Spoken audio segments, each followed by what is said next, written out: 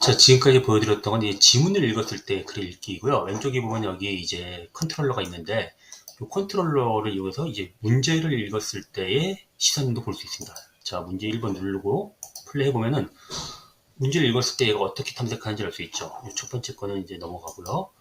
두 번째부터 보면은 얘가 문제를 읽고 그 보기들을 어떤 식으로 탐색했는지를 볼 수 있습니다. 보면은 문제를 쫙 읽고 첫 번째 보고 세 번째 보고 다시 첫 번째 왔다가 네 번째 왔다가 다시 읽어보고 그 다음에 이제 풀었죠. 보라색이 이제 선택한 거고 초록색이 답이기 때문에 이거 맞춘 거예요.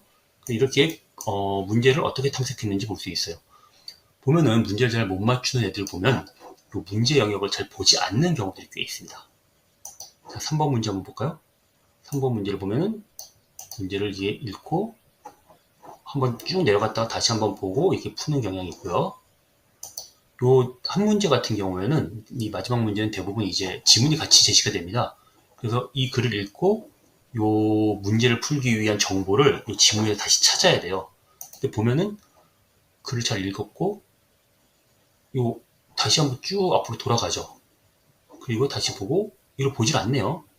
그냥 싹 검색해보고 보는 걸 알 수 있죠.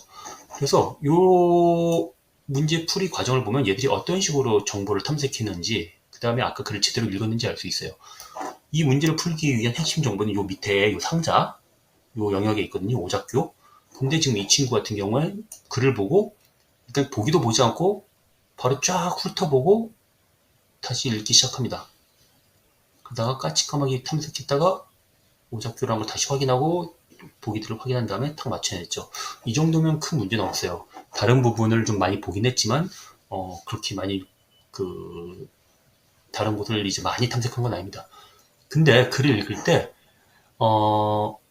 아까 글을 읽었을 때 제대로 읽지 않은 친구들은 이런 문제를 보면은 처음부터 다시 읽는 경우들이 있어요. 왜냐면 아까 보면서 제대로 문제의 글의 이제 구조라든가 글의 내용을 파악하지 않고 기계적으로만 읽은 경우죠. 그럼 처음부터 다시 보기 때문에 이거를 여기까지 오려면 시간이 한참 걸리죠. 그래서 제대로 읽기 문제를 풀 수 없는 겁니다. 글을 읽었어도. 그래서 이런 식으로 얘들의 어떤 문제 푸는 패턴 이런 것도 알 수 있어요.